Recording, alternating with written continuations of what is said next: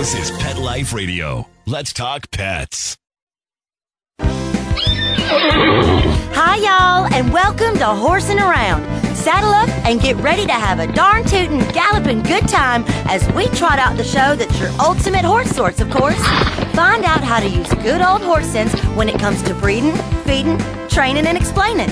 From practical tips on caring for your horse's health to advice on how to buy horse supplies, including bridles, halters, saddles, and more. So get ready to start horsing around with your host, horse expert and award-winning rider, Audrey Pavia. Howdy, Audrey. Welcome to Horsing Around on PetLifeRadio.com. Thanks for joining us. This week we're going to talk about the 3 foundations for a safer horse. Being safe is the number one priority for most equestrians, or at least it should be. In order to be safe with your horse, you need to establish a good foundation. Today we're going to talk to trainer Missy Wryn of Holistic Horsemanship about making your horse safer. We'll talk to Missy right after these messages. Why the long face? I reckon Horsing Around will be back in the saddle right after we round up a few words from our sponsors.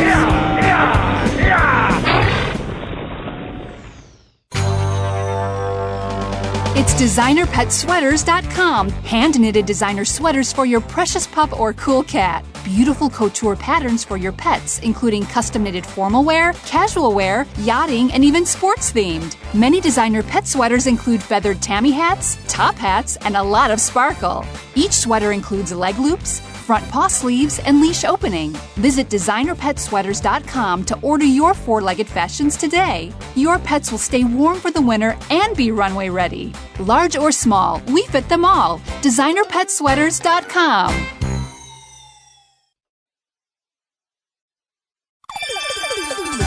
Let's Talk Pets on PetLifeRadio.com. We know you're chomping at the bit to hear more horsing around. Well, we're back on the trail. So park yourself over yonder and set a spell. You ain't heard nothing yet. Welcome back to Horsing Around. I'm your host, Audrey Pavia, and today we are talking to trainer Missy Wryn about the 3 foundations for a safer horse. Missy, welcome to the show. Thank you. First off, let's get into what the 3 foundations are. Tell me what they are just right off the bat, and then we'll get into depth with each one. Okay. The 3 foundations are something that I start every horse with. A horse must know these 3 foundations to be safer with me. The first one is backing up. The second one is pressure and release with bonding. And the third one is leading. You'd be surprised how many people lead their horse in a dangerous way. Okay, let's talk about the first one that you mentioned. Backing up. The reason why I teach a horse the very first thing to back up is so that I am controlling the horse's feet. The horse's natural instinct is he who moves the other's feet first is in control. Therefore, if I'm controlling my horse's feet, that horse's instinct naturally recognizes me as the herd leader. And when we're working with horses, they're prey animals, therefore they are genetically wired to require a herd leader at all times. So when I'm with my horse looks at me and sees me as another member of the herd. Therefore, I have to be that herd leader because the horse is genetically wired to require a herd leader. So, in teaching the horse to back up, I'm controlling his feet, and I'm creating a safer space for myself. So I imagine a circle around me, and my horse is not invited into that circle unless I ask him. So I will start with backing up, and it's as simple as just jiggling the lead rope a little bit, kind of snaking it back and forth, and the horse may just stand there and kind of look at me like, what?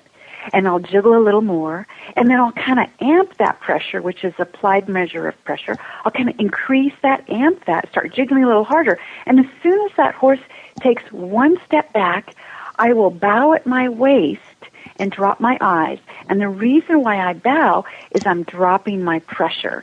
And a horse learns from the release of pressure, not the pressure itself.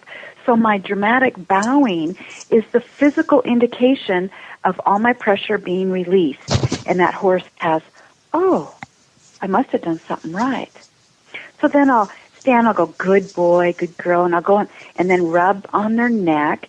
And the reason why I'll stroke that neck is because when baby hit the ground, that's the first thing Mama did, was in there cleaning the baby, licking that neck. When baby got scared, Mama was in there licking that neck.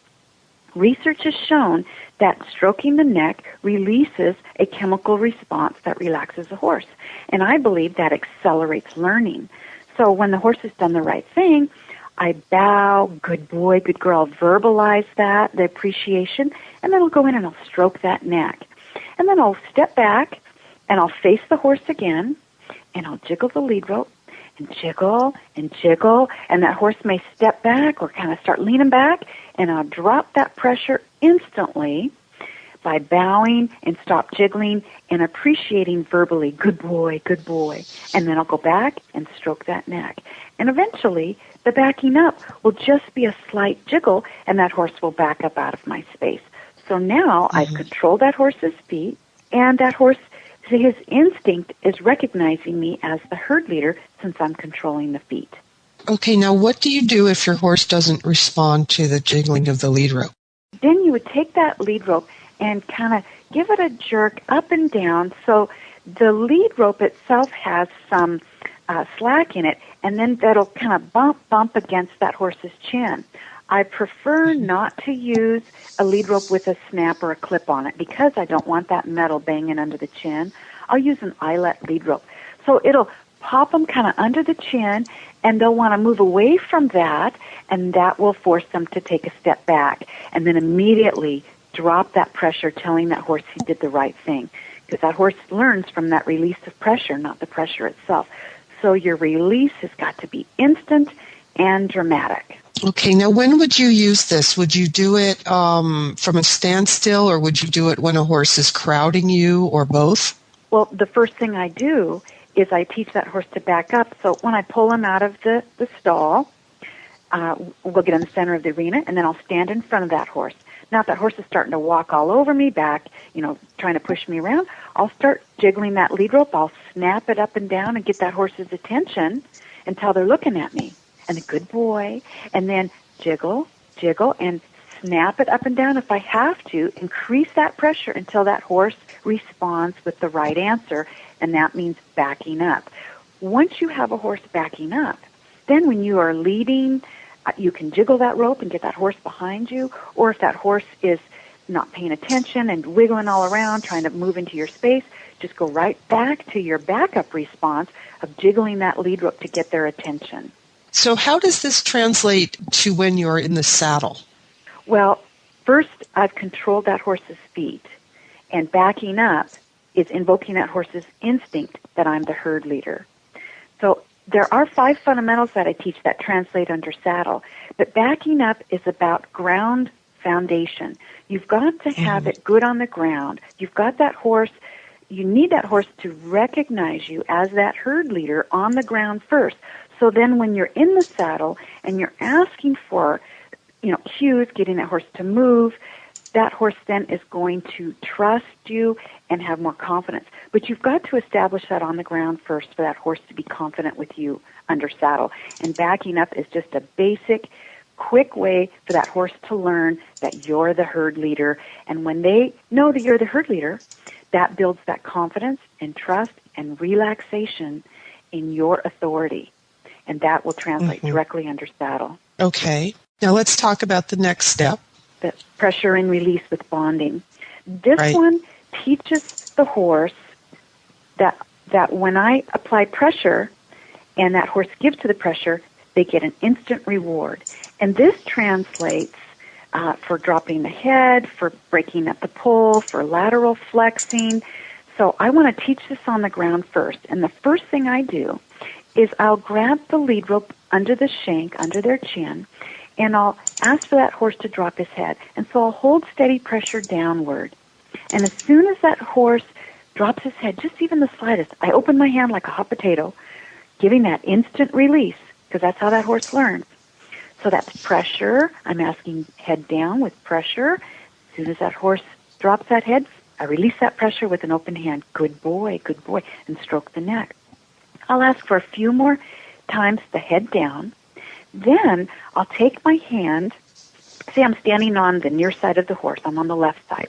I'll take my left hand over the nose, and there's on the rope halter, there's a little knot on the side of the nose. And I like a rope halter versus the web halter because the little knots give pressure, and that horse learns from coming off of that pressure. That instant release comes from that knot when they do the right thing.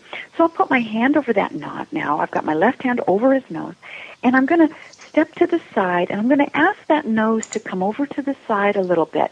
What I'm doing is I'm setting this horse up for a one-rein stop under saddle, which is my emergency handbrake.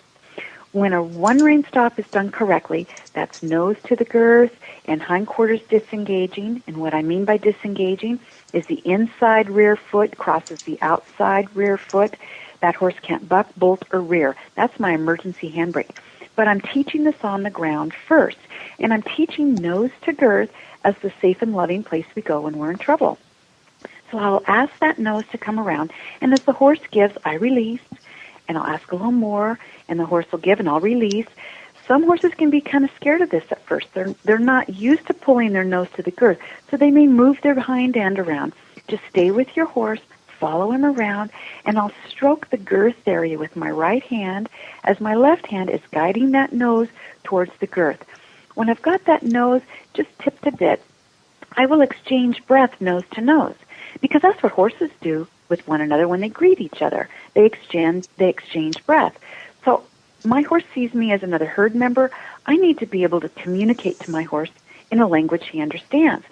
So it makes sense to me to use their herd language, and that is an exchange of breath. So I'll do that just once, and that's part of that bonding. So I'll get that nose over, exchange a little breath, and then I'll wait for that nose to tip a little bit towards the girth, and I'll instantly release. I'm setting that horse up for nose to girth in a one-rein stop, and this is a safe and loving place. I have a quick little story. I was on a run one time with a mare, and it was in April, and we were running full out on a logging road, and a little bear cub ran right in front of us. And I've had old cowboys tell me, just hang on, let your horse do what they got to do. Well, in my neck of the woods, there's a lot of trees, and that could mean I could get knocked off. I could get killed if my horse just took off through the trees. Well, the first thing my mare did is she dove to the ditch next to the logging road, stuck her nose to the girth, and started disengaging her own hindquarters with her eyes wide, looking at me, what do I do, what do I do? Wow. I had taught her, and it really paid off that day, that nose to the girth is the safe and loving place we go when we're in trouble. So I taught it on the ground, and then I taught it under saddle in the walk, trot, and canter. So whenever I go to reach down to pull that horse's nose to the girth, my horse instantly shuts down because it's like a switch, because I've made it a good thing, not a scary thing. Right. So that pressure and release with bonding, head down, and then nose to girth, and love them up. And then the next piece that I add to that pressure is while I have the nose to the girth, now I'm going to take my thumb where my heel would go, and it's very important that we are giving cues to our horses on the ground where our feet would be when we're under saddle. That way it translates under saddle very clearly for the horse. So I'll have that nose to the girth, just slightly, and I'll put my thumb where my heel would go on his belly, down behind the girth area, and now I'm asking for those hind feet to move. And I'll look at those hind feet, and I'll press with my thumb, and when that horse picks up that foot and moves that inside foot and crosses over the outside hind foot, then I rub them to a stop and say, good boy, good boy. So they've learned now to disengage their hindquarters. If you have a difficult horse that's not moving that hindquarter, and sometimes they don't, they're going, what are you doing? I don't understand. I will actually tap that back foot with my toe and help them understand, I'm asking you to move your foot. So I'll tap that toe a little bit, and then they'll kind of pick up their foot and go, what? And I go, good. So you may have to break it down in baby steps for your horse. If they're not quite getting what you're asking for a disengagement, you may have to break it down. Once they lift the foot, you release the pressure, and then You ask them again, and they lift that foot and kind of push them a little more with that thumb, and they may take a step. Good boy, rub them, and release that nose, release that pressure. Very important when you're doing pressure and release with bonding, and you're doing that disengagement. You don't want to release that nose until those feet have stopped moving, because that's what you're going to do when you're under saddle, too. If your horse starts to take off and you've put your horse in a one-rein stop, you don't want to release that nose until those feet have stopped moving and that horse is given that nose to the pressure and is soft. You never want to reward your horse for being hard or stiff or resistant, always when they're soft and giving. Okay, explain to us why it's important in that situation for the horse's hindquarters to move. What that does, it's like if you stand up and take your left foot in front of your right foot, you can't walk, you can't run, you can't do anything. It's like pulling the emergency handbrake on a horse. It's equivalent to like putting the clutch in a car. When you're driving along and you depress the clutch, all the power goes out. The motor's still running, but there's no more forward power going. Those hindquarters are the gas pedal. And when you ask that horse to disengage those hindquarters and cross those feet, it's like putting in the clutch in the car. Now that horse can't buck, bolt, rear, nothing, because those feet are crossed. And once they just start crossing those feet, now you're controlling their feet, and you're the herd leader because you're controlling their feet. We're going to go to a break, and when we come back, we're going to talk about leading. So we'll be right back. Why the long face? I reckon Horsing Around will be back in the saddle right after we round up a few words from our sponsors. Molly, here's your dinner. Zeus, that's not your food. Don't let that happen to your precious cat. Elevate your cat's eating experience with the Cat Tree Tray. The Cat Tree Tray keeps your cat's food off the floor and conveniently located on the cat tree. It's the perfect way to eat. It's a beautiful wrought iron tray that easily attaches to your cat tree and keeps dogs and other critters out of your cat's dish. A must for multi-pet households. There's a 6-inch tray for large bowls and a 4-inch tray for smaller bowls. Purchase your Cat Tree Tray today. Go right now to cattreetray.com.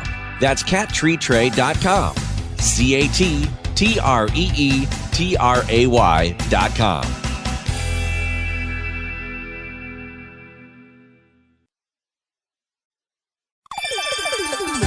Let's Talk Pets on PetLifeRadio.com. We know you're chomping at the bit to hear more Horsing Around. Well, we're back on the trail. So park yourself over yonder and set a spell. You ain't heard nothing yet. Welcome back to Horsing Around. I'm your host, Audrey Pavia, and today we're talking to trainer Missy Wryn about the 3 foundations for a safer horse. Tell us about leading. Leading a horse, when I was a kid, I started dressage when I was 6, and I was taught to hold the lead rope or the reins directly under the chin, holding onto the shank under the chin, and leading my horse right next to my shoulder. Well, that's fine when you're in shows and in showmanship type shows as well. But really, if you're holding onto that horse next to your shoulder and you're walking down the road and that horse gets spooked, where's that horse going to go? Boom, right into you. I had a little girl in my training program that was taking her horse for a walk, and Dad was looking out the living room window, and there's a little horse in the front yard. But where's his daughter? He went down the road, found her down there flat out on the asphalt. She had been leading the little horse. He got spooked and boom, ran right into her and stepped on her. Well, what I teach for leading is that horse needs to be at least a half horse length behind me. And because I've taught that horse how to back up, to keep that horse behind me, it should only take a bit of a jiggle on that rope. Now, if the horse just isn't paying attention, you can take the end of your lead rope and just kind of twirl it like a helicopter. So that pressure that the horse will go, I don't want to run into that, and they'll stay behind you. It's very important, I think, for the safety of the handler, that horse be at least a half horse length behind. That horse would never run past the herd leader. If that horse ran past that herd leader, she'd chase him down and give him what for. She'd probably give him 2 heels for running past her. a horse must respect that herd leader. And as their herd leader, we must be that at all times. I want that horse a half horse length behind me and respecting my space, unless I invite him up into my space. So using your backup response, get that horse to back up, twirl that lead rope, keep that horse behind you. And the horse is also responsible for the slack in that lead rope. That lead rope is not to drag on the ground, and you should not have to drag your horse. So it can take a few sessions to teach your horse the proper position, and that horse must keep up with you. If you speed up your step, that horse should speed up his step. When you stop, that horse should stop dead in their tracks. And one way I'll teach the stop is on leading along, and when I stop and I'll throw my hands straight up, and I'll say, ho, and that horse will go, oh, because they didn't expect those hands to pop up, and so they'll stop. And then after a couple of times of that, when I plant my feet, that horse stops. When I back up, that horse needs to back up and stay out of my space. If he's not, I'll jiggle that lead rope, and I'll say, you need to get back, you need to get back. That horse needs to mirror me as he would with any herd leader when he's out in a herd. Even in a pasture, horses respect that herd leader and never run past that herd leader without her permission. And that's the way I want my horse to be behaving as well, for my own safety. And it gives me time, too. If I hear those hoofbeats coming, if like the UPS truck is coming up behind us, my horse gets spooked, I can hear those hoofbeats coming. So it gives me time to get out of the way in case there's a crisis. Now, most of us are taught to lead the horse with the horse next to you. It sounds like you're saying the horse should be directly behind you. Is that right? Am I understanding you right? Yes, it's a safer position. That way you can keep the horse in your peripheral vision, and it keeps you in a safer position, because if that horse gets spooked, you're not going to get knocked down. That horse gets spooked from behind, you've got an opportunity to get control of that horse or to get out of the way and get that horse under control while being in a safer position. So is the horse is off to the side of you and behind you, or not directly behind you? Yes, it's off to the side. It's natural for a horse to want to be off to the side a little bit.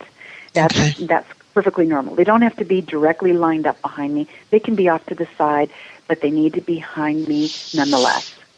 Now, you were going to say something about in the show ring. Well, yeah, in the show ring, of course, you have to have your horse right at your shoulder, that's a completely different approach, a different subject than what I'm talking about. Everyday handling, your horse should be behind you. Now, can a horse know there's two different ways to be led?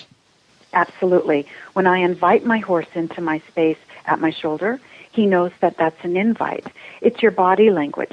Your body language, have you ever felt when someone walks straight up to you with eyes locked? It makes you want to move back, doesn't it? Kind of gets in your space. That's how we talk to our horses, is with our body and our eyes. Eye contact means move. Square shoulders means move. When I'm soft with my body, my shoulders are dropped, my eye contact is low, that means we're okay, everything's good. So when I'm leading my horse, I'm relaxed. If my horse is right at my shoulder and I've asked him to be there, then he will lead, because my body language says this is correct. If I stiffen up and I jiggle a little bit, that horse then will automatically back up, because my body language is saying back up, and the jiggle of the rope says back up. Now, once the horse is behind me, I can put my hand up a little bit and say, you need to stay back, and then keep walking, and that horse understands that he now needs to be behind me. Horses understand a lot more, I think, than we give them credit for. What your intention is what your horse is going to understand, because your body language is what that horse is reading. And when your body language says, it's okay to be next to me, he's going to understand that. And when your body language says, you need to be behind me, he's going to understand that too. Now, I would think some horses would catch on to this or be willing to do these foundations easier or more quickly than other horses, depending on their personality. Some are more dominant, horses that want to kind of challenge you more. How do you handle a situation like that? Well, I have those situations happen just about once a week. Every week I put on intensive clinics for clients. And every week I've got a horse that hasn't had any kind of ground foundation. And so what happens in those situations is I spend a lot of time controlling that horse's feet. And in doing so, that horse gives up that leadership position and hands over that leadership and starts listening. But it may take several sessions in a 2-day period where I'm controlling that horse's feet by backing them up. I'll do some lunging to control the feet. Now, I only lunge a couple of circles. I'm not someone who believes in lunging till they're exhausted. I think that's ridiculous. But a couple of circles is controlling their feet. If I've got a horse that's pushy in my space, back him up, back him up. I got a horse, just happened last week, had a mare here, 15 years old, never had any ground manners. She just didn't know any better. So I taught her to back up, and then she started to just walk off, like, oh, whatever. And I go, hey. So I jerk on that nose, get her to look at me, and I back her up again. And she'd go, okay, and then she'd go, whatever. And she'd start to walk off. And I'd have to, hey, you need to pay attention to me. And what I mean by holistic is I want the whole horse. I want their whole attention, their mind. Where their mind is, their body will follow. And if that mind is on me, they're going to follow my direction. So I kept asking that mare, you need to face up, you need to look at me, and you need to back up. And when she'd back up, good girl, and she'd start to walk off, I'd jerk the leader, would go, hey, you need to pay attention. She'd look at me again, and I'd back her up, and then I'd go, good girl, and then I'd lead her a little bit. So I may spend, a couple of sessions just backing up and leading, just so I can get the control of the feet. And once that horse, that instinct really kicks in, and that horse starts recognizing me as the herd leader, they're going to stand there and wait for their next command from me, because it's an instinct. They can't help but do that. Once that instinct tells them, this is the herd leader, because he who controls the feet first is the leader. So it's as simple as spend some time backing up, leading, and you'll get that horse under control. I would think when you're working with a horse that's that old, that hasn't had that kind of training, it's probably a lot harder than a younger horse that's a sort of a blank slate. It was, and what was really important with this particular mare is giving her breaks in between. We'd work maybe 20, 30 minutes. We'd give her a break. Something that I find is very important is soaking time. She'd back up a few steps, do a good job, and then I'd stand beside her, I'd stroke her neck, and I'd get my fingers in her mouth and feather her tongue to get her mouth working. Because with the mouth working, they're chewing their thoughts, licking their brain, so to speak. It helps invoke their dendrites in their brain, which are the little electrical connections, and those are working while they're licking and chewing, with their mouth. And I would also then, in 20 minutes, we'd put her away for, maybe another 15, 20 minutes, put her in her stall. And that gave time for her brain to work on those things that she had just learned. It's not like she's sitting in there thinking about it. Her brain is working on it. So then when I'd pull her out, I'd ask her to back up. She just bumped up in her understanding that much faster by giving her those breaks. I don't expect perfection right away. That will come. It's the journey. How you get there is what's going to determine whether that horse is going to be there when you fall off, or that horse is going to run down the street and visit the neighbors. That, for me, the most important piece is the journey. How are you going to get there? Okay, well, I wanted to invite you to come back next week and talk about the 5 fundamentals that translate under saddle. Does that sound like something you can do? Yes, I would love to do that, Audrey. Thank you. Okay. That's all the time we have for today, but we'll talk to Missy next week to learn how you can get more control and be safer under saddle. And thanks to Missy for being my guest this week. If you have any questions or comments about horsing around, please email me at audrey@petliferadio.com. And please go to the episode notes page to get more information on Missy and a link to her website. So until next time, happy trails. Stop what you're doing and start horsing around. Every week on Pet Life Radio, horse expert and award-winning rider Audrey Pavia will be trotting out great tips on feeding, breeding, and more on everything equestrian. So set a spell and say hey to Audrey and get ready for a darn tootin' galloping good time. Every week on Horsing Around, on demand, only on PetLifeRadio.com.